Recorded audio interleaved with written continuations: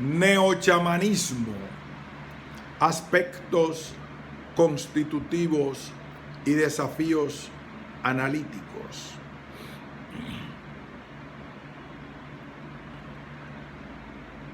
Un ensayo de Juan Scuro. Resumen.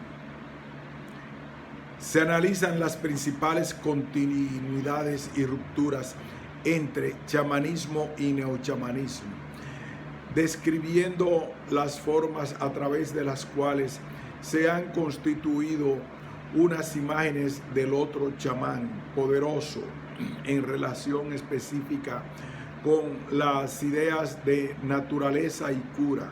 Se plantea que las plantas maestras son el paradigma de la intersección de ambos componentes y la más eficaz técnica seductora y expansionista del neochamanismo, observando en el marco de las dinámicas propias de la modernidad, colonialidad. Finalmente, el texto presenta algunas estrategias discursivas específicas dentro del ámbito neochamánico o de su uso de plantas maestras que obligan a refinar y profundizar los análisis sobre el neochamanismo. Introducción. Es cada vez más notoria la expresión de prácticas chamánicas en ámbitos que desbordan aquellos donde se han desarrollado los chamanismos tradicionales. Prácticas chamánicas han ido siendo incorporadas gradualmente en ámbitos urbanos, muchas veces lideradas por personas con trayectorias de vida ajenas al chamanismo. Actualmente no es difícil tener acceso a ceremonias, retiros, sesiones chamánicas que ganan popularidad en ámbitos urbanos y entre sectores medios y medios altos instruidos. A este proceso se le puede identificar como chamanismo urbano o neochamanismo. En este texto veremos algunas características fundamentales del neochamanismo.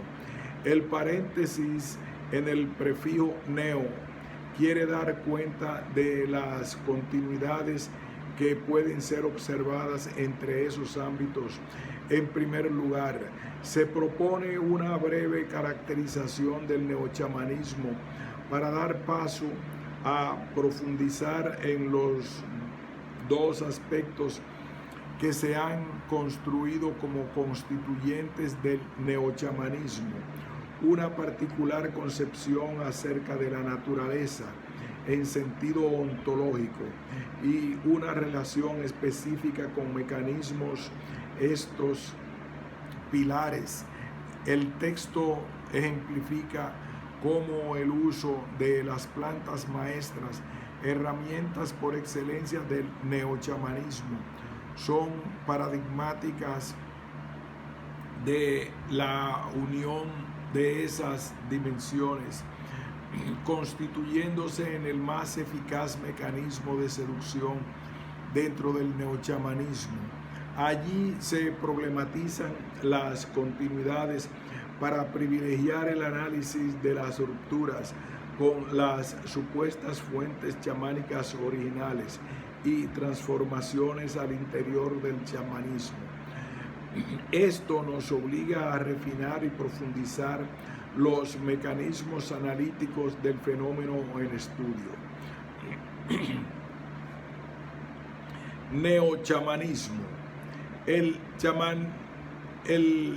chamanismo hoy, Jane Atkinson, llamaba la atención respecto al proceso de reemergencia del tema, dado, entre otras cosas, el interés multidisciplinar por las temáticas de la conciencia, de los mecanismos terapéuticos y por el fuerte interés en las formas alternativas de espiritualidad, en la revisión que la autora hace de la literatura sobre el tema. Observa dos preocupaciones dominantes, una relacionada a los aspectos psicológicos del propio chamán y otra centrada en el valor terapéutico de la cura chamánica. En lo que respecta a la primera tendencia, los abordajes han centrado la atención en la cuestión del trance y de los estados modificados de conciencia, al punto de identificar al chamanismo y estos estados prácticamente como sinónimos. En relación a la segunda tendencia, Atkinson observa la influencia del propio sistema biomédico y de la interdependencia de estos sistemas. Para Atkinson, el neochamanismo o chamanismo urbano presenta en las décadas del 80 y 90, y yo agregaría muy especialmente a partir de los años 2000, lo que el budismo y el hinduismo ofrecieron en las décadas precedentes. Siguiendo a esta autora, el neochamanismo se caracteriza por un apelo de las cualidades democráticas que evaden las jerarquías institucionalizadas. El nuevo chamanismo es compatible con el énfasis contemporáneo en la autoayuda y los resultados inmediatos. Atkinson, 1992.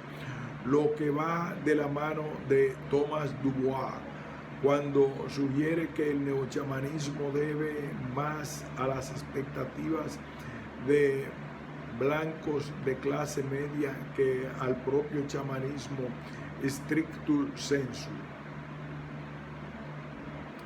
Alice Beck-Kehoe prefiere pensar en términos de espiritualismo ecléctico para describir las prácticas de los sujetos de clase media formados que se piensan a sí mismos como en un continuo crecimiento espiritual y que entienden que las iglesias institucionalizadas de sus padres no los proveen de la experiencia transformativa que ellos buscan, recurriendo entonces al neochamanismo. En este sentido, la autora se pregunta por qué estos sujetos no buscan estas experiencias en el campo, por ejemplo, pentecostal, donde se habla en lenguas, se danza, se tienen visiones, etc. Kehoe, 2000. Aquí, evidentemente, entra en juego un componente de clase social que debe ser profundizado y donde posibles estudios comparativos puedan arrojar luz sobre las especificidades y diferencias que hacen atractivos los diferentes ámbitos espirituales en función de los espacios sociales que se ocupan. El campo pentecostal y principalmente neopentecostal, que de evidente crecimiento en cuanto a popularidad y presencia pública, atrae a sectores sociales que no se ven necesariamente atraídos por la estética retórica y del neochamanismo. Las diferencias con los dogmas cristianos y la utilización de sustancias modificadoras de la conciencia, drogas, como enteógenos, sacramentos, en los ámbitos neochamánicos, establecen claras distancias entre los campos, digamos, neopentecostal y neochamánicos. Por otra parte, los ámbitos donde se utilizan plantas medicinales o se realizan prácticas que podrían ser cercanas al neochamanismo, como en cierto curanderismo practicado por rezadores o rezadoras. Aparece de forma más clara el componente y la simbología cristiana, lo cual en buena medida es una de las direcciones hacia la cual quienes circulan por los ámbitos neochamánicos no necesariamente quieren dirigirse. Prevalece en el neochamanismo una búsqueda y atracción por alteridades más lejanas y exotizadas que aquellas internas conocidas. Este es un aspecto importante que sitúa el neochamanismo dentro de la llamada nueva era, incluso como marcador de clase social, y lo hace paradigmático de una modernidad colonialidad donde la búsqueda de la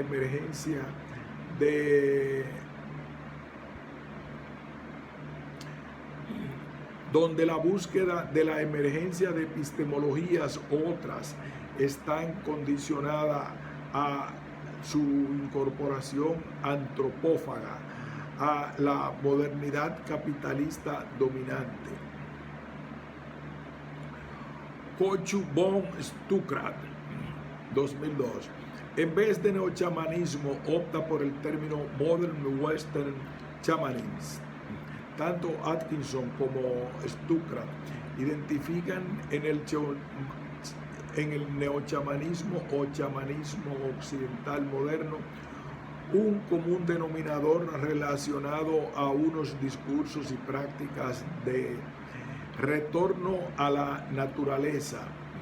Por otra parte, Stuckrad coloca el énfasis en la influencia europea respecto a la relación del neochamanismo con la naturaleza y subraya que en vez de tratarse de una degeneración híbrida de las culturas indígenas o bricolage de espiritualidades, los chamanismos modernos occidentales, neochamanismo, responden al movimiento contra la mecanización y el desencantamiento de la naturaleza, el cosmos y el ser humano. Como hemos señalado en otras oportunidades, entendemos al neochamanismo como un conjunto de discursos y prácticas que involucran la integración de técnicas chamánicas, especialmente de discursos y prácticas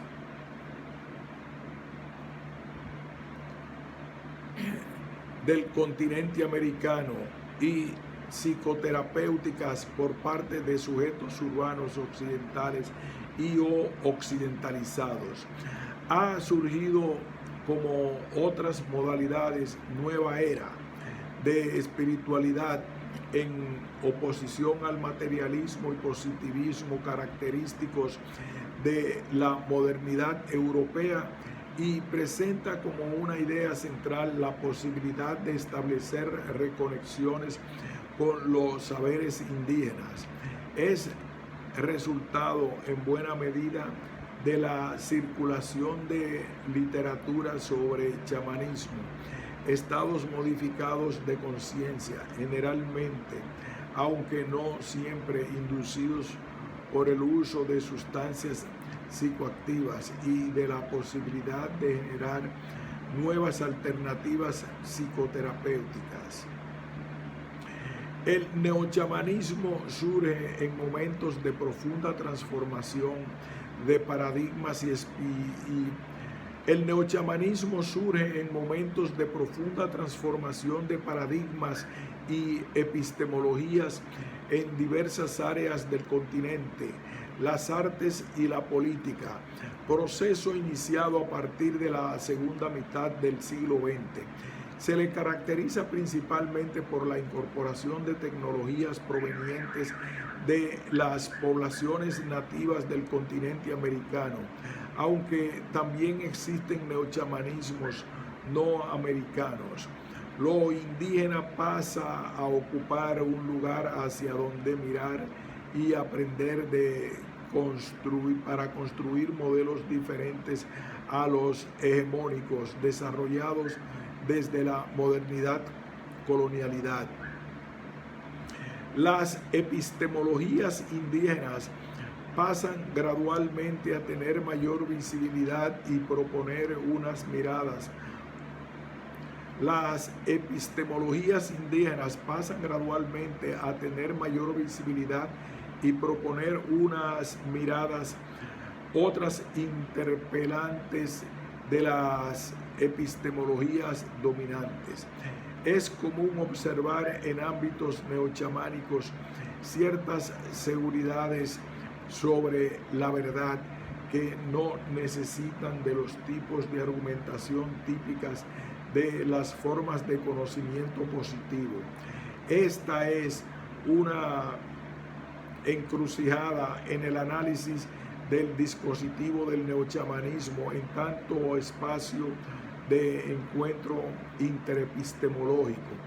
Por un lado, la modernidad colonialidad es asociada al desarrollo de la racionalidad específica, donde Kant ocupa el lugar paradigmático de lo que significa la emancipación del pensamiento, el conocimiento y, en definitiva, la consecuente libertad.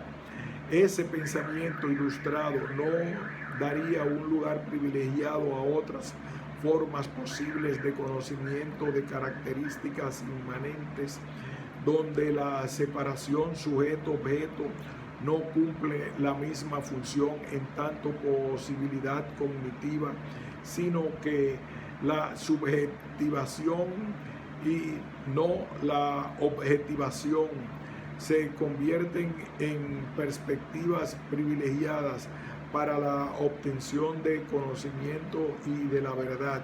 A su vez, esa modernidad incluye la posibilidad del desarrollo de paradigmas como el de la modernidad colonialidad, que en buena medida imploran por un pensamiento otro, decolonial, de las antinomias de la modernidad hacen posible la coexistencia de su supuesta antítesis, lo cual conduce en última instancia a una infinita dialéctica.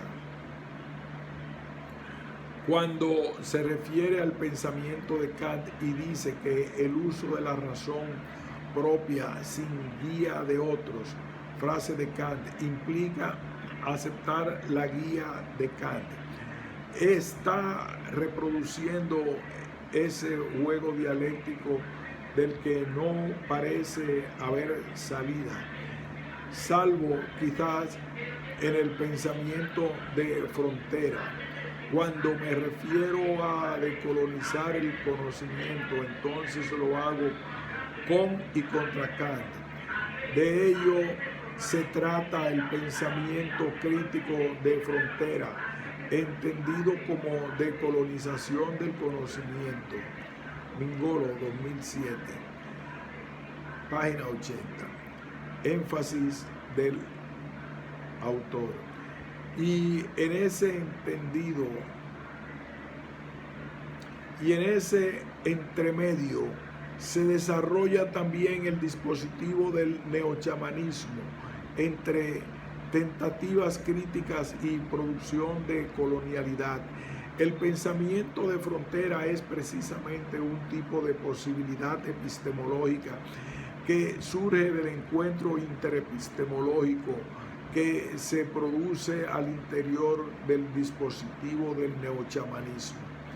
Los giros de los años 1960, los aportes de Levi Strauss y de Mircea Eliade a la comprensión y mundialización del fenómeno del chamanismo, la contracultura hippie y el psicodelismo, el ecologismo, fueron todos elementos que contribuyeron a conformar un particular conjunto de prácticas y técnicas psicoespirituales que se ensamblaron con facilidad en lo que se denominó Nueva Era.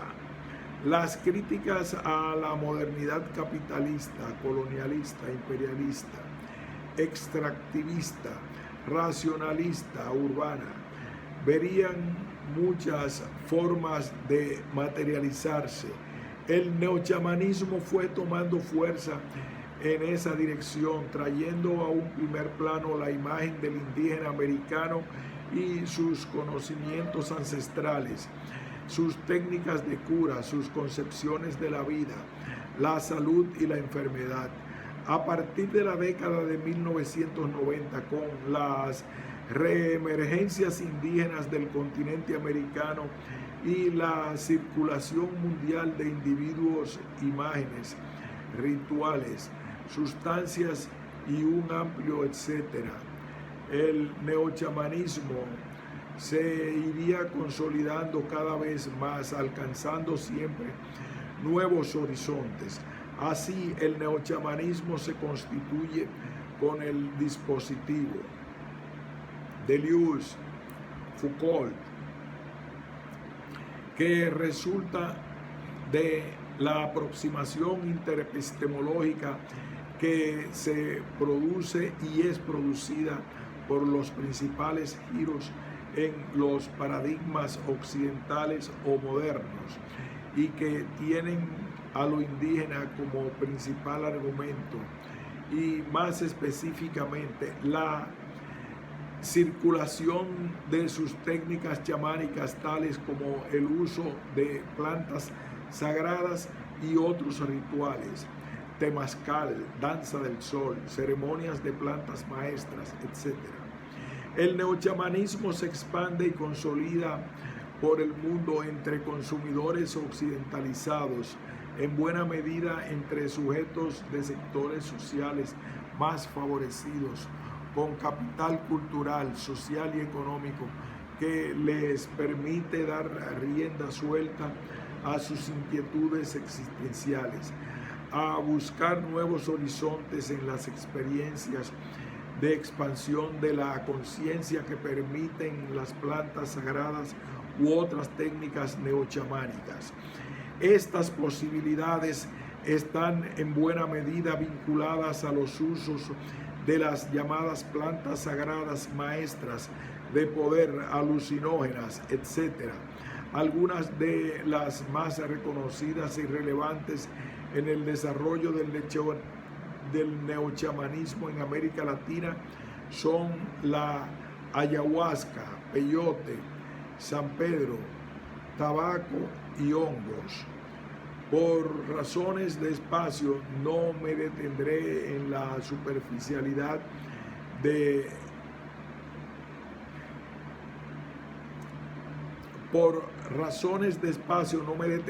en la especificidad de las plantas, lo cual he abordado ampliamente en otras oportunidades. Escuro 2016. Pero sí es preciso mencionar que la popularización en el uso de estas sustancias y su llegada a los centros urbanos a partir de la década de 1980 y con mayor notoriedad a partir de los 90 son un factor determinante para la consolidación del neochamanismo tal como lo observamos actualmente. Esto incluso me ha llevado a proponer que el empleo de estas sustancias, drogas, plantas, son de alguna forma el núcleo del neochamanismo o del chamanismo urbano que José Guilherme Magnani ha identificado en San Paulo como parte de los circuitos neoesotéricos. A continuación propongo dejar momentáneamente en suspenso el tema del neochamanismo para dar paso a la descripción de algunos elementos que considero fundamentales para el mejor análisis y comprensión de las fuentes que alimentan al neochamanismo. Desde el comienzo, desde los trabajos pioneros del antropólogo ruso Sergei Sirokogorov, Parece haber cierto consenso en relación al origen del término samán, que proviene de las lenguas tungus, evenki, y pasa al ruso para después pasar al alemán y así llegar al inglés charman.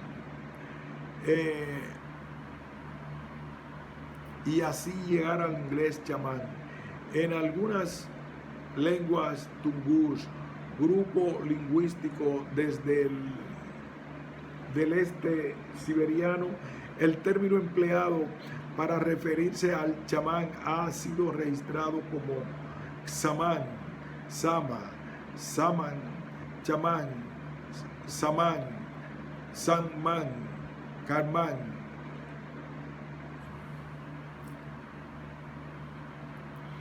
Muchos investigadores, luego de los aportes del famoso historiador de las religiones, Mircea Eliade, basan su hipótesis acerca del origen del chamanismo en el trabajo previo de Shirkogorov de la década de 1920, de quien toman la mayor cantidad de datos para afirmar la influencia budista de estas prácticas en el este siberiano. Eliade, citando a Shirkogorov, afirma que el fenómeno del chamanismo tungus sería relativamente reciente y que habría sido difundido de oeste a este y de sur a norte, con fuerte influencia del budismo. Estos datos continúan enfatizando los orígenes hindúes y budistas del chamanismo. Winkelmann, citando a Weyman, muestra la composición de los términos samana brahmana del Pali y sarmana brahmana del sánscrito para designar las funciones religiosas en la antigua India, argumentando que el brahmana representa las formas burocrático-políticas e institucionalizadas de la práctica religiosa, mientras que samana o ramana sería reflejo de los aspectos chamánicos no institucionalizados. De este modo, señala Winkelmann, Buda es referenciado como un gran ramana, o sea, un gran asceta.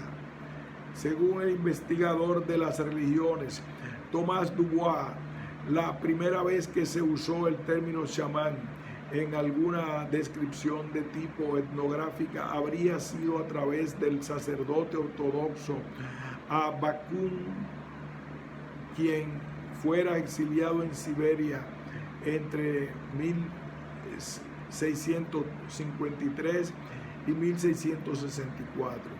Dubois señala que esa habría sido la primera vez que se utilizó la raíz tungus para describir un tipo de prácticas relacionadas con la adivinación. Por otra parte, el antropólogo ruso especialista en chamanismo Andrei Znamensky señala como primera referencia a este término los trabajos del explorador alemán Nikolaus Witsen, quien en 1692 utilizó la palabra chamán, también mencionado por Dubois como las primeras referencias que utilizaron el término de raíz tungus. Witsen viajó a Rusia en 1664 y 1665. Sumando a los trabajos de Witsen, Znamensky señala que los expedicionarios alemanes fueron los primeros en diseminar la expresión chamanismo entre cierto público culto occidental. A partir de este momento se sucederían varias expediciones a Siberia a lo largo del siglo XVIII. Estas expediciones eran formadas mayormente por naturalistas, zoólogos y botánicos. Las observaciones que se desprendieron de estos estudios en relación al chamanismo no fueron adjetivadas de la mejor forma, respondiendo a una lógica iluminista. Las descripciones fueron de carácter escéptico y derogatorio. Los chamanes fueron vistos como enemigos del racionalismo. En definitiva, como muestra Samensky, la inclusión general de la mirada iluminista fue que los Siberian Spiritual Practitioners were God for nothing. Los iluministas se preocuparon por, además de develar la falsedad, conocer los orígenes de esas prácticas en clave difusionista.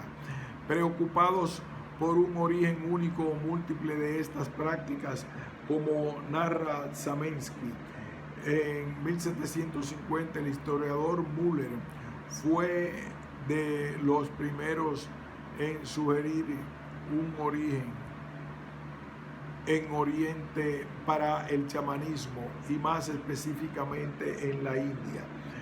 Por otra parte, sugiere Znamensky, el poeta, crítico literario y filósofo romántico Friedrich Schlegel fue el primero en tratar el origen del término con raíz en el sánscrito y relacionarlo con Samaneans, una expresión para referirse a los monjes budistas en la antigua India. Si la mayoría de la literatura repite lo que se expuso antes sobre las posibilidades de conexión con el término sánscrito Serramana o el Pali Samana, Znamensky argumenta que este deseo de ubicar un lugar de origen para el chamanismo en el clásico Oriente tiene estricta relación con la tradición intelectual del Oriente romántico. La anterior es una breve síntesis de la historia más ampliamente narrada por el uso del término chamanismo asociado en una primera instancia a aquel lejano oriente. Mientras tanto, el siglo XVIII y su incipiente historia natural, consecuente con la publicación en 1735 de Systema Naturae de Carl Linneo, produciría una relación de conocimiento de la naturaleza acorde a una lógica de observación distante y clasificatoria que iría a imponer un nuevo orden en el imaginado caos de lo desconocido. La recolección de muestras y extracción de ejemplares producirían un ordenado mapa europeo de la naturaleza desconocida, que no solo despojaba a los ejemplares de las relaciones orgánicas o ecológicas que se mantenían entre sí, sino también de su sitio en las economías históricas y sistemas sociales y símbolos de otros pueblos, en lo que significa que como manera de pensar interrumpió las redes existentes de relaciones históricas y materiales entre las personas, de las plantas y los animales. Pero más tarde se produciría un giro importante con Humboldt y su reinvención de América cuando se publicó en 1808 el famoso Cuadros de la Naturaleza. De este modo, el siglo XIX en Europa fue el escenario productor de una América muy estrechamente asociada a una naturaleza exuberante, terreno ideal para encontrar allí esos mismos chamanes observados en Oriente, es que Humboldt reinventó la América del Sur, sobre todo como naturaleza, una naturaleza impresionante, extraordinaria, un espectáculo capaz de sobrecoger la comprensión y el conocimiento humanos, y agrega una naturaleza en acción dotada de fuerzas vitales, muchas de las cuales son invisibles para el ojo humano. En la naturaleza que Humboldt transmite a Europa reverbera en el idealismo alemán del siglo XIX, el mismo que Koku von Stuckrad propone pensar como fuente del reencantamiento de la naturaleza característico del chamanismo occidental moderno.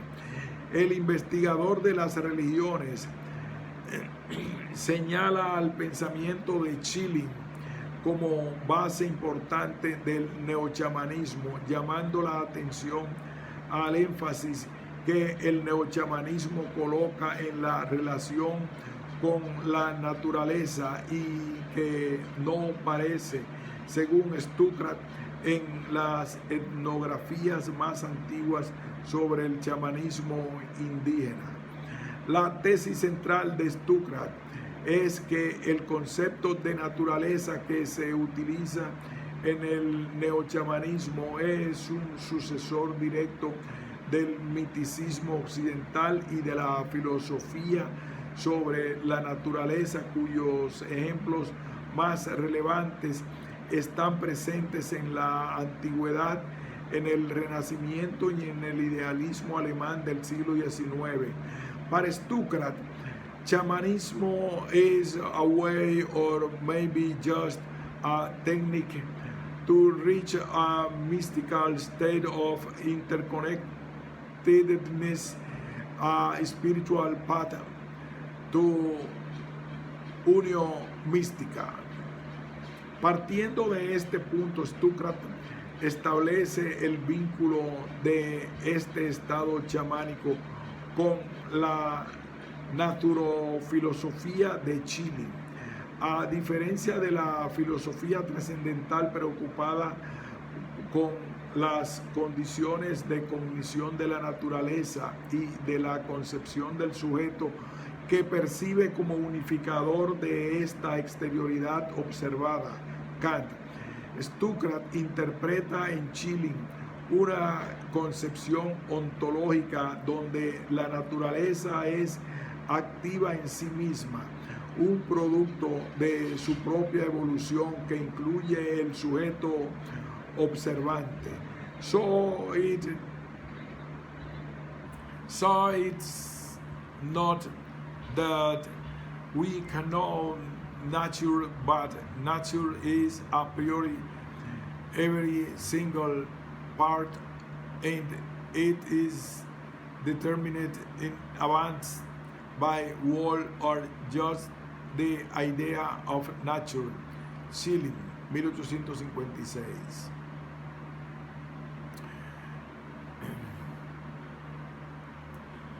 El movimiento que coloca Stuckrad, muy centrado en los acontecimientos del norte y pasado por alto, el movimiento que coloca Stuckrad, muy centrado en los acontecimientos del norte y pasando por alto las particularidades de los chamanismos americanos, es de un giro que coloca las bases de los discursos del neochamanismo en Europa, y para eso llama la atención en los siguientes puntos.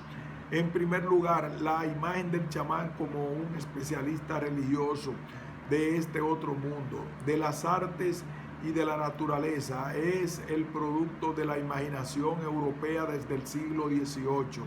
En segundo lugar, existen continuidades entre la filosofía de la naturaleza del siglo XIX y el ecologismo contemporáneo, elemento constitutivo del neochamanismo. En tercer lugar, Stuckrad llama la atención respecto a la inseparabilidad del Euroamérica como campo discursivo de mutua dependencia de lo que Walter Mignolo ha denominado como occidentalismo, la idea de América como parte de Occidente. El occidentalismo, afirma Mignolo, fue una construcción transatlántica, precisamente como la expansión de Europa. El territorio ocupado por los descendientes de Jafet, cuyo nombre ha inscrito su propio destino, respiración, ampliación. Traducción y perspectiva. Los antropólogos Manuela Carneiro da Cunha y Eduardo Viveiros de Castro aportan miradas imprescindibles para el estudio del chamanismo. No se trata de unificar sus propuestas, sino de mostrar algunos trazos con los que ha sido caracterizado el chamanismo a partir de los trabajos empíricos con los chamanismos amazónicos, uno de los epicentros productores de neochamanismo. Se subrayan en estas miradas el aspecto periférico del sujeto chamán en relación al conjunto social al que pertenece. Ser periférico en este sentido es contrario a lo que podría suponerse un lugar privilegiado, ya que es desde allí de donde se pueden surgir la perspectiva y las posibilidades de traducción. Veamos. De forma clásica, se ha definido al chamán como aquel que domina los estados de trance. El viaje chamánico está diseñado como forma de establecer comunicación con las dimensiones de la realidad que no son accesibles en estados ordinarios de conciencia. El chamán intenta aprender la lengua de las diferentes entidades que forman parte de la realidad para establecer contacto con ellas y aprender así a dominarlas o establecer vínculos, alianzas.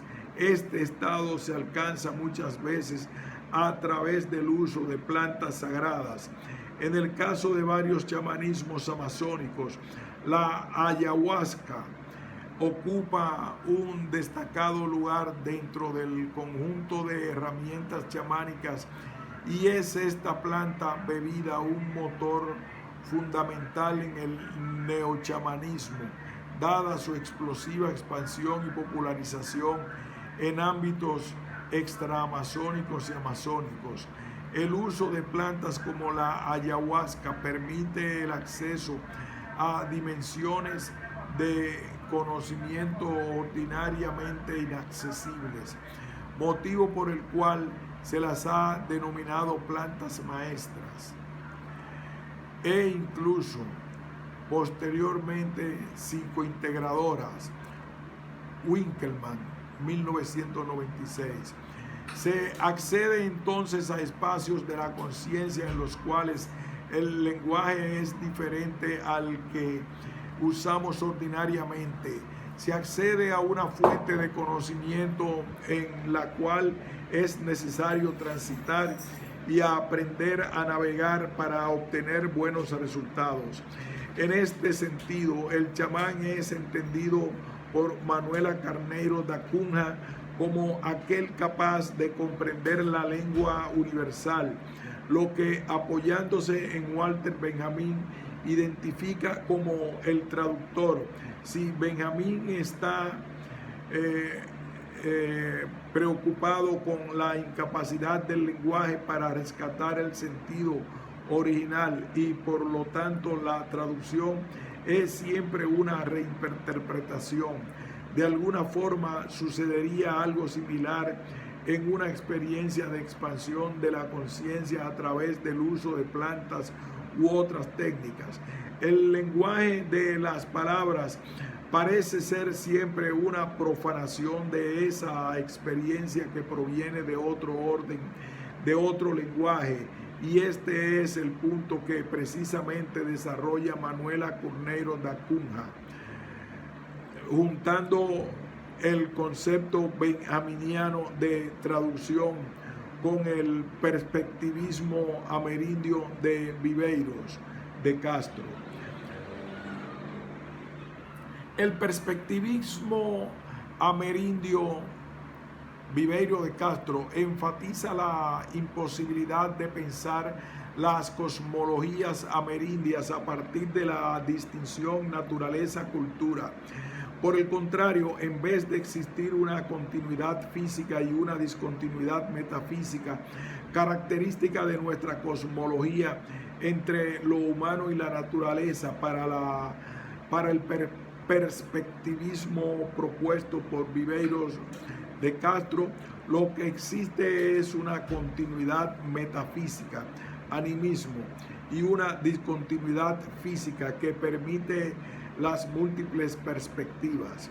En otras palabras, en vez de proponer un multiculturalismo que preconiza la unicidad de la naturaleza observada por una multiplicidad de culturas, el etnólogo propone un multinaturalismo que enfatiza la existencia en el tiempo mítico de una condición original común entre humanos y animales, compartiendo una misma humanidad que posteriormente produciría seres de naturalezas diferentes. Esto equivale a decir que en vez de una naturaleza vista por diferentes culturas, multiculturalismo, se trata de pensar para el caso amerindio de una cultura vista por muchas naturalezas, multinaturalismo.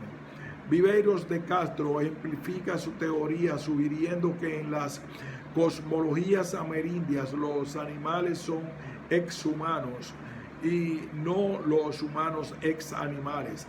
Partiendo de este origen mítico común, Viveiros de Castro indica que para los amerindios existe la posibilidad del perspectivismo, es decir, la posibilidad de adoptar naturalezas diferentes, o sea, subjetividades diferentes, punto de vista a través de los cuales es posible adquirir conocimiento. Si la cosmología euromoderna preconiza un conocimiento basado en la objetivación, los amerindios, al contrario, valorizan la subjetivación, la capacidad de adoptar puntos de vista diferentes como mecanismo de conocimiento. Quien posee ese poder transespecífico de adoptar naturalezas diferentes es, según Viveiros de Castro, el chamán, aunque las perspectivas deban permanecer separadas. Apenas os samas poden fazer-las comunicar isso sob condições específicas e controladas. O en palabras de Luis Eduardo Luna, y agrega el antropólogo que la ayahuasca facilitaría a percepción multisensorial de energías inmanentes ligadas con objetos del mundo natural y que serían interpretadas como seres inteligentes. Esta es precisamente la cualidad del chamán en la cultura que hace Carneiro da Cunha cuando se refiere a estos sujetos como aquellos que permiten la traducción y por lo tanto la totalización de los puntos de vista singulares, la resonancia, la armonía. Carneiro da Cunha.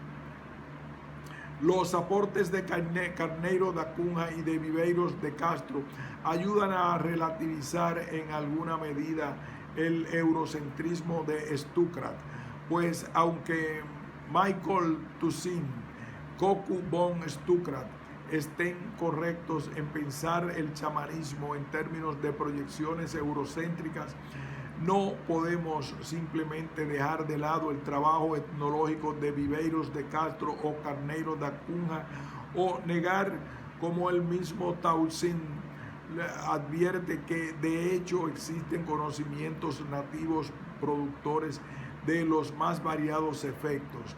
Puede existir proyección e invención en la figura del chamán y del chamanismo. Eso es un hecho, pero no parece ser una proyección o una invención de la filosofía europea el conocimiento de algunos sujetos que algunos sujetos poseen.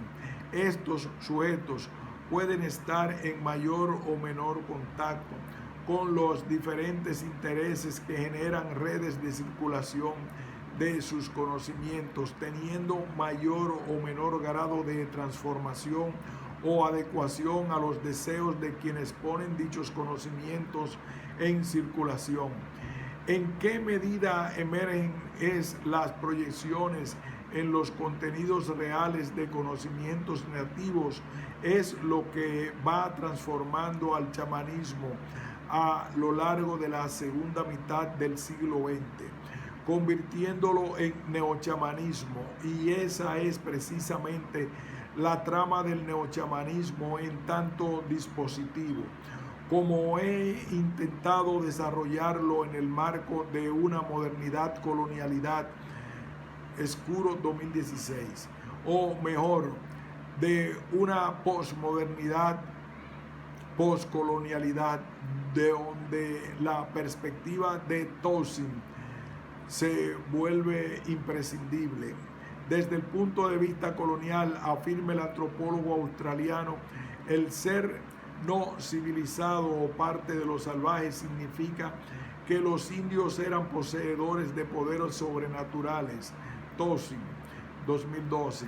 Dado el poder de esta ideología, el colonizador está de hecho curándose a sí mismo con el poder místico atribuido al primitivo.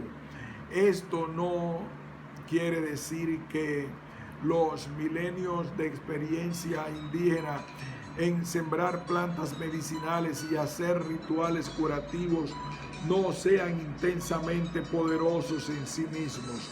Sí quiere decir, sin embargo, que muchos de lo que se toma como poder indio derivado del yagé, ayahuasca, es también una proyección de una fantasía europea sobre el indio. De enfermo a curador. Durante la primera mitad del siglo pasado predominó en los estudios sobre chamanismo una fuerte influencia de las incipientes teorías psicológicas de la época. Los expedicionarios de fines del siglo XIX e inicios del XX aportaban una complejidad interesante de posibilidades de comportamiento humano que pensadores europeos observaron a través de los lentes del psicoanálisis y en buena medida patologizaron el conocimiento chamánico.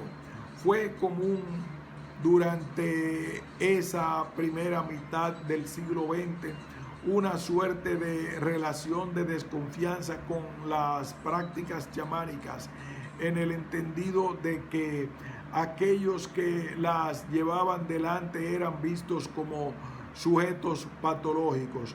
La psicopatologización del chamán se basó en buena medida en los comportamientos de los siberianos, lo que se identifica como histeria ártica, sobre la cual se produjeron varias interpretaciones, muchas veces centradas en los aspectos geográficos, las características climáticas del ambiente siberiano como productor de esas patologías.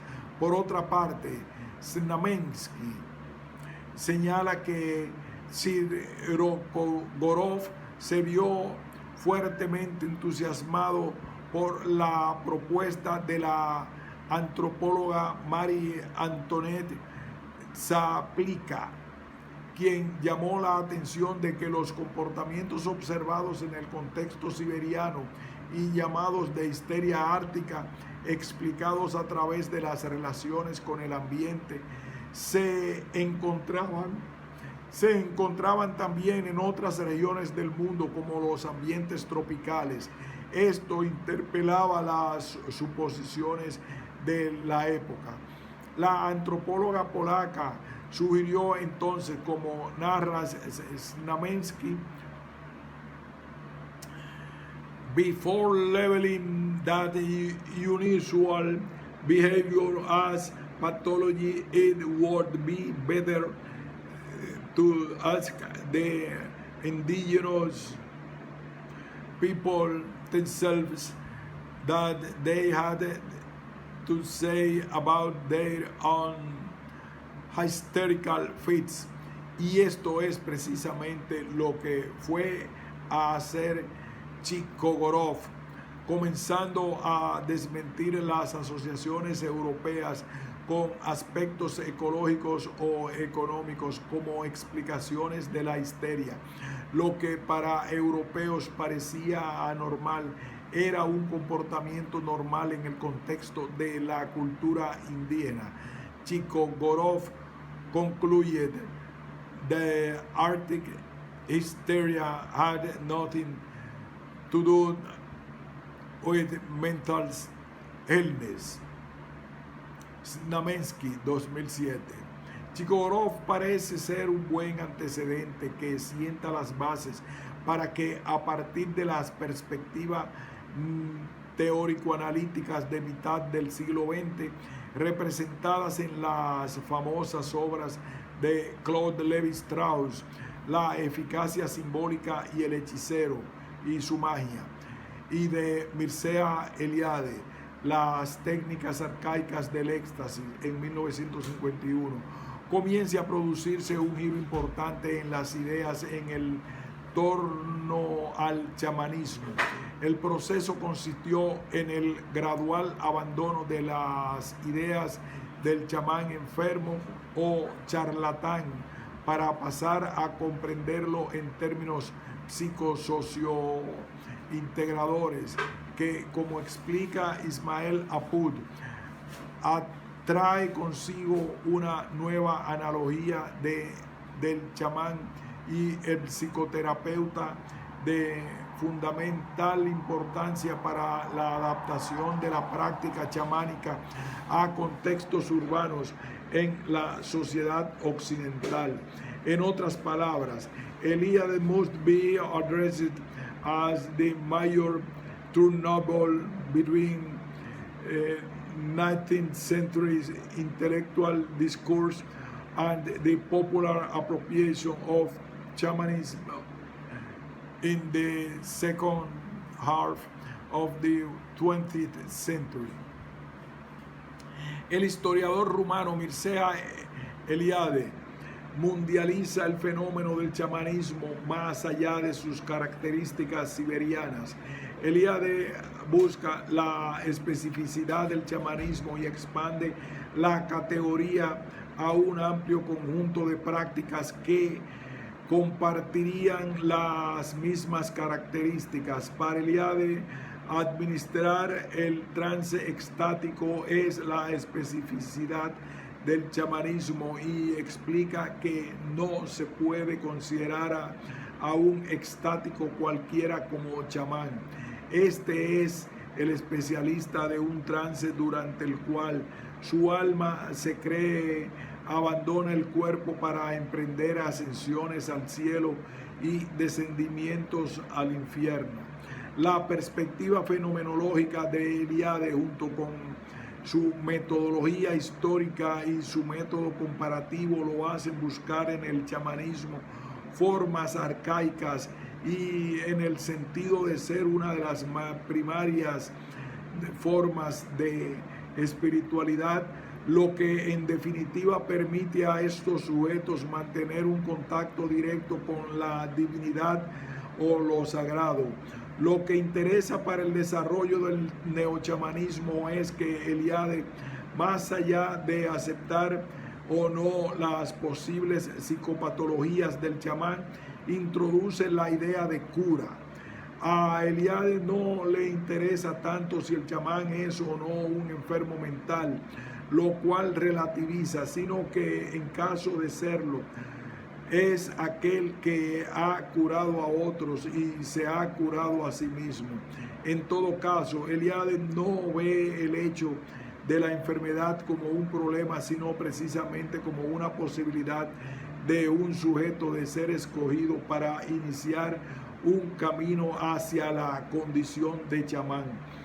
La combinación de su mirada fenomenológica con el método comparativo es lo que lleva a Eliade a buscar universales dentro de la experiencia místico-religiosa, como el vuelo mágico dentro del chamanismo, la idea de ascender a un cielo y descender a un infierno, o la idea de que existe un axis mundi que une los tres niveles del universo chamánico, cielo, tierra, infierno, remiten a una búsqueda de arquetipos.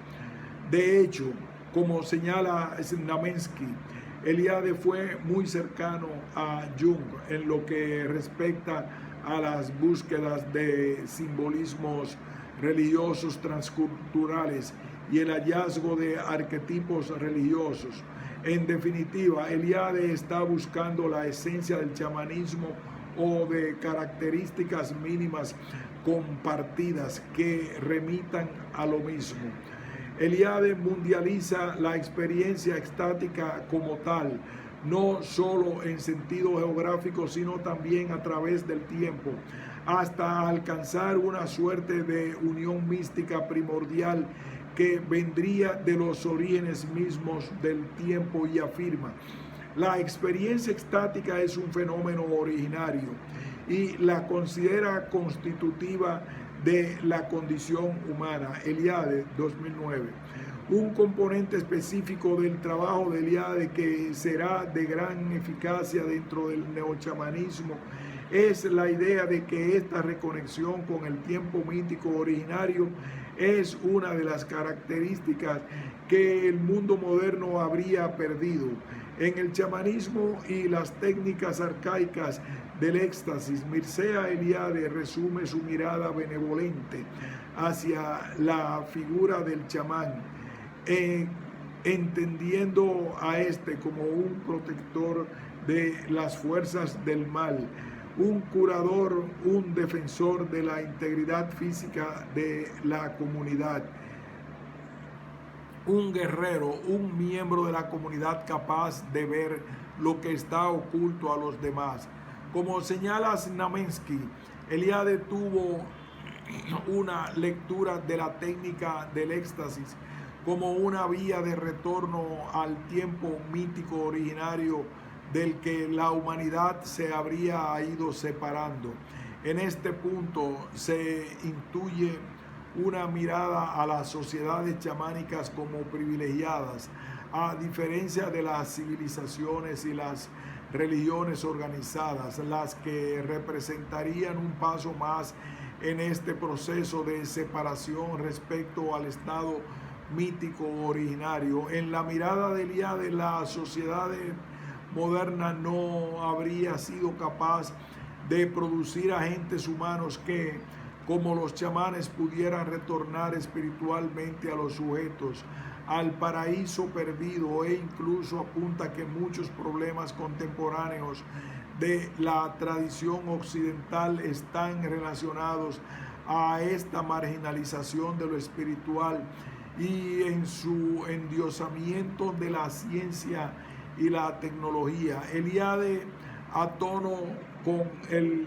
movimiento contracultural de la década de 1960, llamaba la atención a europeos y estadounidenses respecto a la importancia que tenía mirar hacia las sociedades no occidentales para poder ver el mundo a través del mito y lo espiritual, lo que llevaría a las personas nuevamente a su estado de armonía original. Znamensky, 2007. Estos son elementos que hacen que la crítica Alice Beck Kehoe sostenga que la visión de Eliade representa una versión moderna romántica del primitivismo. Alice Bickerhoff, fuerte crítica de Eliade, reivindica el uso del término chamanismo para el caso exclusivo de Siberia en términos estrictos. Eliade también, enfatizando las diferencias que existen entre todos estos otros a los que se refiere Eliade. Según Kehoe, el entrenamiento académico de Eliade dentro de la tradición europea, que entiende cierto tipo de conocimiento como más elevado que aquel de las experiencias prosaicas de un otro imaginado homogéneo, hicieron que Eliade adoptase una postura racista en su visión del chamanismo como universal para toda aquella expresión religiosa no occidental basado en un supuesto éxtasis que la autora relativiza. Kehoe, 2000. Lo que sucedió con el término chamán, señala Kehoe, fue que Eliade consiguió modernizarlo, y esto hizo que antropólogos como Peter Furst o Gerardo Riquel Domantov, al observar las prácticas de los nativos que estudiaban huicholes en México y tucano en Colombia, respectivamente, exclaimed, "Shaman when the South American Indian ritual leaders appear to slide into static introspection." Kehoe, 2000. Y esos chamanes contaban entonces con la suerte de un importante giro en las interpretaciones sobre sus prácticas y sus técnicas. Si Mircea Eliade fue de algún modo benévolo con el chamanismo y lo mundializó, debemos también a Levi Strauss buena parte de la responsabilidad de establecer nuevas analogías posibles entre el chamán y, por ejemplo, el psicoterapeuta. Ambos, sostiene Levi Strauss, utilizando el término prestado del psicoanálisis, producen la abreacción, es decir, tienen la capacidad de hacer revivir intensamente una situación traumática que produjo un trastorno, pudiendo de este modo superarlo. Levi Strauss, 1995. En el complejo chamanismo identificado por el etnólogo francés intervienen tres elementos diferenciales y complementarios para que la experiencia sea exitosa. En primer lugar, el hechicero, mago, chamán debe creer en la eficacia de sus propias técnicas. Por otra parte, el paciente debe creer en el poder del chamán. Finalmente, pero no menos importante, sino al contrario, fundamental, debe existir la complicidad del público, siendo este el que efectivamente en la mirada del estructuralista hace posible la eficacia de las relaciones entre chamán y paciente, al punto de establecer su clásica máxima que afirma que el sujeto no se convierte en un poderoso chamán por curar a sus pacientes, sino que cura a sus pacientes por haberse convertido en un poderoso chamán. Levi Strauss, 1995. Aquí continuamos. Veamos de qué forma podemos comprender este complejo chamanístico identificado por Levi Strauss en términos de los sistemas de cuidados de salud propuestos por el psiquiatra estadounidense Arthur Kleinman. Según Kleinman, los sistemas de cuidado de la salud están conformados por tres áreas: la popular, la profesional y la folk. El área popular está formada por los vínculos del individuo con su familia y red social, donde son tomadas decisiones. en torno a la enfermedad y sus cuidados. El ámbito folk está comprendido por especialistas no profesionales y un área no burocrática. Según Kleiman, estas dos dimensiones son las que forman los sistemas de curas indígenas. Aquí hacemos una pausa y continuaremos con este estudio sobre el chamanismo y el neochamanismo.